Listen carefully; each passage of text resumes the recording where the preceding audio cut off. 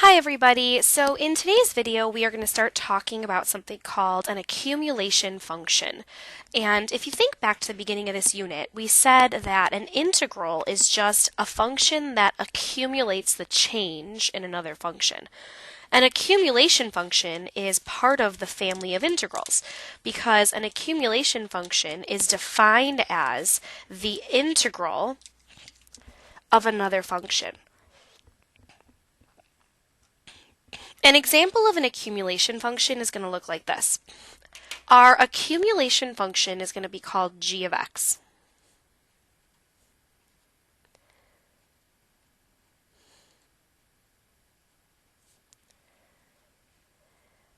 Now normally when we write the equation for a function we say like g of x equals 3x plus 4. But in this case g of x is going to be equal to the integral from some starting point to x of a different function.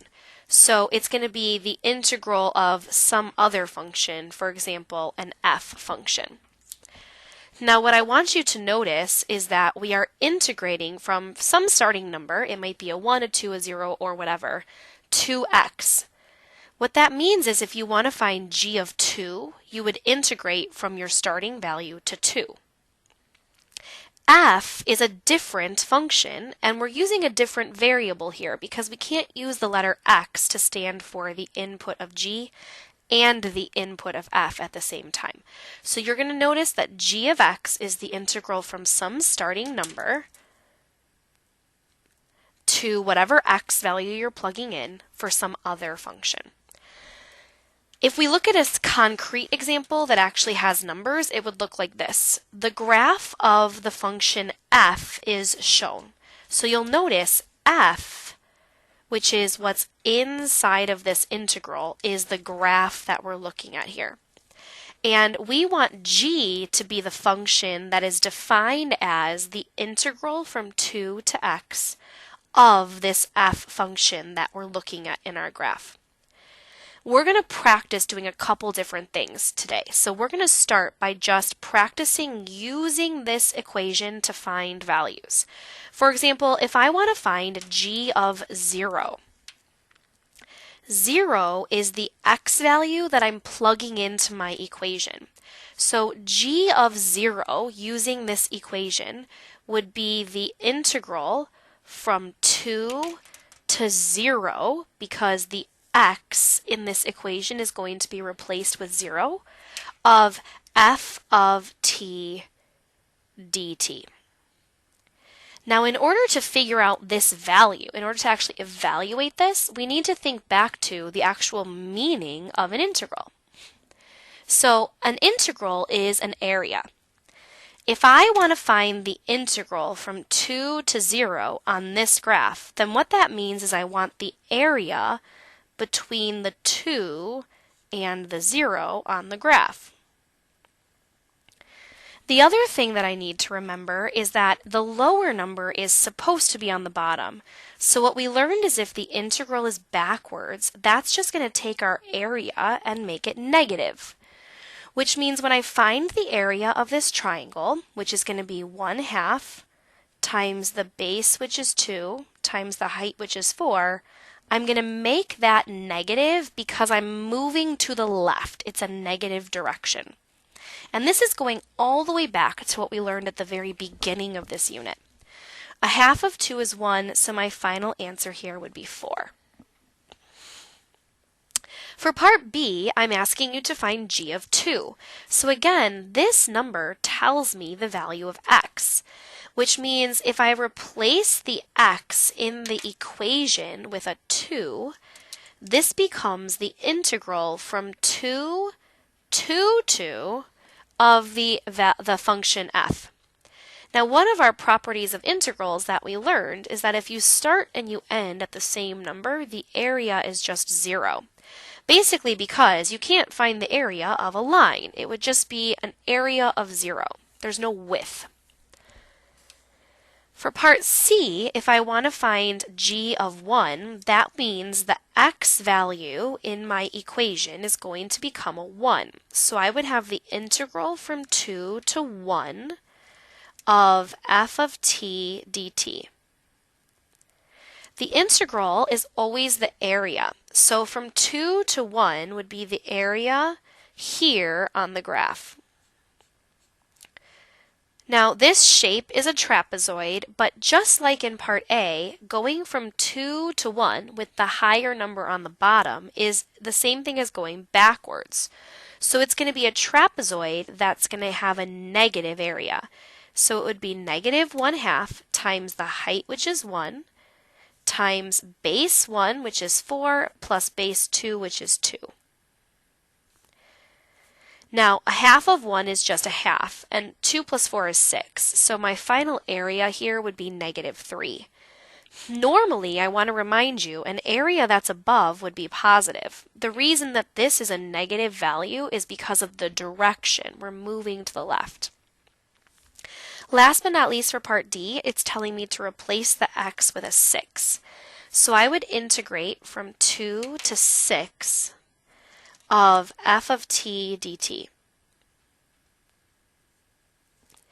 Now to go from 2 to 6, we're going to go from 2 to 6. So we're going to have this big triangle, which is up above, and include this little triangle, which is below. To find this area, I'm going to do it in two parts. The triangle that's above is going to count as a positive, and the area would be 1/2 times base, which is 2, times the height, which is 4. The triangle that's below would count as a negative, so I would do minus 1/2 times the base, which is 2, times the height, which is 1. Now half of 2 is just 1, so I would have 4 minus half of 2 is 1, which means my area would be 3. Alright, so those are some example problems for just evaluating function values using an accumulation function, which goes back to our understanding of area. Now let's take a second and talk about how to find derivatives using accumulation functions. So just like in the previous problem, g of x is going to be the integral of f, and f is the graph that we've been given. However, instead of just asking you to find g of 1, in part A here I'm asking you to find g prime of 1. Now just like with all derivative problems, we're going to do this in two steps. The first step is going to be to actually find the derivative function. So g prime of x will equal, just like we practiced in class the other day, to do the derivative of g, we're going to take the derivative of the left and we're going to take the derivative of the right. The derivative of g is g prime, and the derivative of the integral we can find using the fundamental theorem of calculus, which says all you have to do is keep the function the same and plug in the bounds. Since the top bound here is an x, I'm going to plug in an x, and since the bottom bound here is a number, it goes away because the derivative of a number is 0.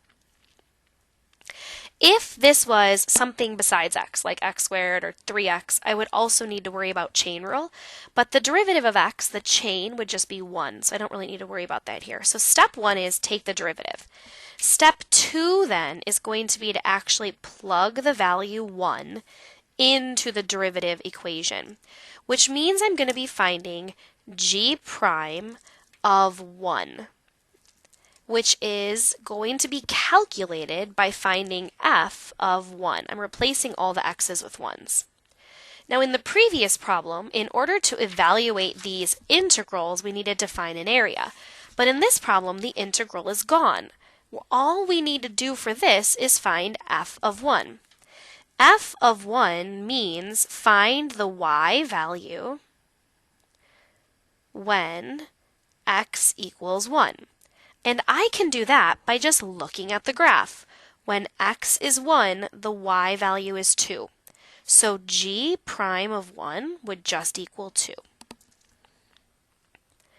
For problem B, I'm going to do the same thing. Once again, I'm going to start by taking the derivative, which I already figured out in part A. So g prime of x is just f of x. Now I'm going to plug the number 3 into my derivative equation. So I'm going to have g prime of 3, which is just going to be f of 3. Now, f of 3 is just the y value when x is 3. So when x is 3, the y value is 2, which means g prime of 3 is going to be 2. For part C, we're going to do this the same way. So we're going to start by taking the derivative. G prime of x is just f of x. I know it seems kind of redundant to write this each time. However, most of the time, you're going to need to do that as part of the steps of the problem. So I want you to get in the habit of figuring this out before you plug in your number. It's just a good routine to have. The second step here is going to be to plug in your value. So g prime of 4 will be f of 4. Now f of 4 would be the y value when x is 4, so g prime of 4 would just be 0. Last but not least, for g prime of 2, again, you're going to start by actually finding g prime. I know that we already did this in part A, but most of the time you're going to have to do that from scratch when you see this, so I just want you to be in that habit, that routine. For part 2, I'm going to just actually, for step 2, I'm actually just going to plug in my number. So g prime of 2 would be f of 2, and g prime of 2, therefore, would be 4. Now, last but not least, we've found the y values, like just evaluated regular g. We found the derivative of g. Last but not least, we're going to find the second derivative. So what's different about these problems is I don't want g of 1, I don't want g prime of 1, I want g double prime of 1. Now, just like in our previous problem, we have to find g double prime before we can actually evaluate anything. So the first step here would be to find g prime, which, as we did on the previous page, if you take the derivative of the left and you take the derivative of the right, you get g prime, and then you get the derivative of the integral, which is just f of x. Now if we take the derivative again, the second derivative of g, so take the derivative of this side, would be the derivative of f, so the first derivative of f. If we want to find the value of g double prime of 1, then that means g double prime of 1 would just be f prime of 1. Now, what does f prime of 1 really mean? F prime of 1 means the slope when x is 1. So to figure that out, g double prime of 1 would just be the slope of the graph right here. Well, this point is on a line segment whose slope is 2 over 1. So my slope would just be 2. And I'm done. For part B, it's very similar. So just like in the previous problem, the first step is to actually get the second derivative. So g prime is just f of x, which means g double prime is f prime of x. The second step is to actually plug in your value. So g double prime of 3 is going to be f prime of 3. Now that means the slope of the graph at the point where x is 3, which is right here, that point is on a line segment whose slope is negative 2 over 1. So g double prime of 3 would just be negative 2. Alright, we're going to go ahead and stop there for this video. Thank you guys so much for watching, and I will see you. We'll finish up these last two practice problems in class tomorrow. Have a great day.